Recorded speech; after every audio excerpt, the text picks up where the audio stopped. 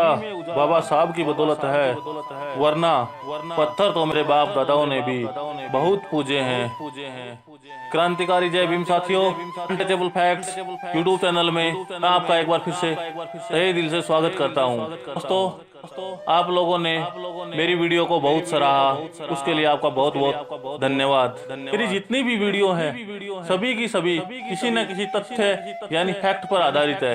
ये फैक्ट्स किताबों को पढ़कर उनका गहन अध्ययन करके आप लोगों तक पहुंचाए जाते हैं कि किस प्रकार चंद मुट्ठी भर लोग हमारे समाज के साथ धोखा कर रहे हैं। अगर ऐसा ना होता तो हमारा देश कहां का कहां पहुंच चुका होता। लेकिन हमारे देश के पिछड़ने का कारण ही यही है कि चंद मुट्ठी भर लोगों ने संपूर्ण ठेका उठा रखा है और ना तो देश को आगे बढ़ने देते हैं और ना ही देश का विकास होने देते हैं। लेकिन फिर भी कोई बात नहीं, कब तक रोकेंगे? हमें तो प्रतियोगिता में अव्वल आना है अपनी योग्यता के बल पर। दोस्तों, अगर आपको मेरी वीडियो पसंद आती है तो प्लीज लाइक, शेयर और कमेंट करें। साथ ही मेरे यूट्यूब चैनल अनटचेबल फैक्ट्स को सब्सक्राइब करना, इसी के साथ बेल आइकन दबाना ना भूलें ताकि सबसे पहले नोटिफिकेशन आप तक पहुंच सके। दोस्तों, आज का हमारा टॉपिक रहेगा सरस्वती पुत्र प्रतियोगिता से क्यों घबराते हैं। दोस्तों, इस टॉपिक में आपको बताया जाएगा सरस्वती पुत्र यानी जनेऊधारी प्रतियोगिता परीक्षा से क्यों घबराते हैं, क्योंकि उनमें योग्यता है ही नहीं।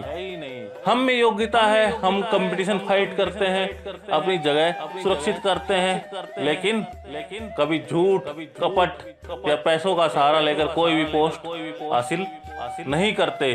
तो चलिए दोस्तों, हमारी वीडियो इसी के साथ शुरू होती है। सरस्वती पुत्र प्रतियोगिता से क्यों घबराते हैं। बिना प्रतियोगिता के कोई भी देश तरक्की नहीं कर सकता। भारत में बहादुरी का ठेका मुट्ठी भर क्षत्रियों का रहा, क्योंकि उन्होंने भ्रम पाल लिया कि वे ब्रह्मा जी की बाहों से पैदा हुए। क्या ऐसा कभी हो सकता है कि कोई इंसान किसी की बाहों, किसी के मुख, किसी के पेट या फिर किसी के पैरों से पैदा हो सकता है? इन्होंने तो साइंस को भी झुठला दिया। चंद लोगों ने तिलक, जनेऊ व चोटी धारण करके अपने को ब्रह्मा जी के मुख से पैदा हुआ घोषित करके ज्ञान, बुद्धि, मेधा, योग्यता व शिक्षा के ठेकेदार बना लिया। जब स्वयं ब्रह्मा जी ने चंद लोगों को ही अपने भेजे से पैदा किया तो प्रतियोगिता के रास्ते बंद।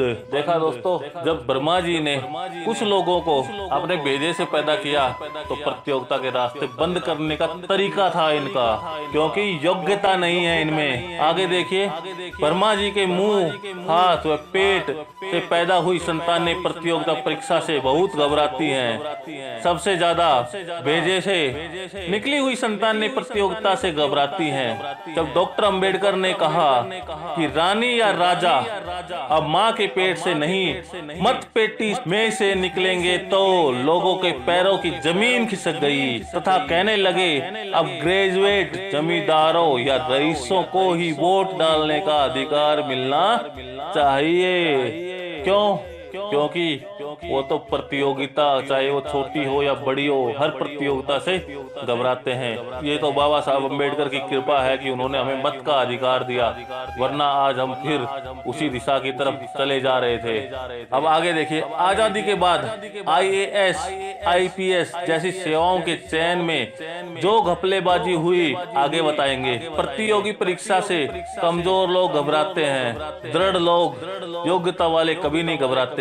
जब तक साक्षात्कार यानी इंटरव्यू से नौकरी की भर्ती होती रही तब तक अनुसूचित जाति, जनजाति व पिछड़ा वर्ग नॉट अवेलेबल, नॉट सुटेबल कहकर वंचित किए जाते रहे। दोस्तों, जब तक इंटरव्यू के बेस पर भर्ती की जाती थी तब हमारे समाज के लोगों को कहा जाता नॉट अवेलेबल, नॉट सुटेबल। इस तरह हमें दुदकार दिया जाता था। प्रतियोगी परीक्षा ने स्वयंभू योग्यों की कलाई खोल दी। MD की डिग्री में जब अनुसूचितों की भर्ती पर रोक थी तब लखनऊ विश्वविद्यालय की MD की डिग्री नकल करने के कारण अमान्य घोषित कर दी। दोस्तों, जब अनुसूचित लोगों की भर्ती पर रोक थी, तब लखनऊ विश्वविद्यालय की एमडी की डिग्री नकल करने के कारण अमान्य घोषित कर दी।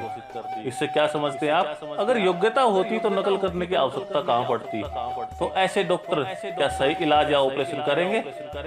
बिल्कुल नहीं। और ये लोग अपने आप को योग्य कहते हैं। कैसा दुर्भाग्य है मेरे देश का। तो देखिए आगे जब अनुसूचित जाति के छात्रों ने इस डिग्री में प्रवेश हेतु प्रतियोगी परीक्षा की मांग की, तो स्वर्ण छात्रों ने इसका विरोध किया।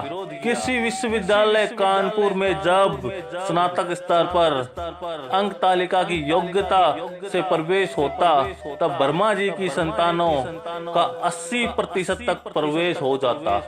जब अंक तालिका के आधार पर प्रवेश होता, तो वर्मा जी की संतानें 80% तक प्रवेश ले जाती थी। लेकिन जब प्रवेश हेतु राष्ट्र स्तरीय प्रतियोगिता से होने लगा, तो ठीक इसका उल्टा होने लगा, अर्थात बहुजन समाज के छात्र 70% तक भर्ती होने लगे। देखिए हमारी योग्यता। जब एमएससी एग्रीकल्चर पीएचडी का प्रवेश भी प्रतियोगी परीक्षा से करने का निर्णय लिया गया, तो 9 या 10 पीजीए। अब यहाँ पे आपको मैं बता देना चाहता हूँ कि पीजीए का क्या मतलब होता है। ग्रेड पॉइंट एवरेज वाले छात्रों ने प्रवेश समिति के सदस्यों, जिनमें प्रोफेसर रामनाथ जी भी शामिल थे, उस कमेटी का घेराव किया। समिति के सदस्यों ने कहा कि बेटा तुम क्यों घबराते हो, तुम तो टॉप करोगे। घबराए वो जिनका जीपीए 6 या 7 हो। इस परीक्षा में भी बहुजन समाज के 70 से 80% तक छात्र भर्ती हुए। देखिए मौका दिया तो हम 70 से 80% तक पहुंच गए। पीएचडी में तो कमाल ही हो गया। जब जीपीए द्वारा प्रवेश होता था, तो बहुत संघर्ष करने व रोने धोने पर अनुसूचित जाति का 1 या 2 वर्ष बाद एक छात्र भर्ती हो पाता था। परंतु जब प्रतियोगिता हुई, तो 14 से 15 के सत्र में अनुसूचित जाति के 10 छात्र भर्ती हुए, यानी रिकॉर्ड तोड़ भर्ती हुई। स्वयं योग्य समझ लें कि वे कितने पानी में हैं। प्रतियोगिता परीक्षा में योग्यता के ठेकेदारों की योग्यता कहाँ घास चरने चली जाती है। दोस्तों, अगर प्रतियोगिता परीक्षा में भी अगर घपला ना हो, तो मेरा समाज ऊंचाइयों पे पहुंच सकता है। लेकिन इन लोगों का गुप्त हथियार घपला, घोटाला और खरीद फरोख्त जैसे के कारण मेरे समाज को पीछे धकेला जा रहा है। लेकिन मेरा समाज तो बाबा साहब के आदर्शों पे चलने वाला है। ये कहाँ इनसे डरने वाला है। हम जितना संघर्ष करेंगे उतना ही आगे बढ़ते जाएंगे।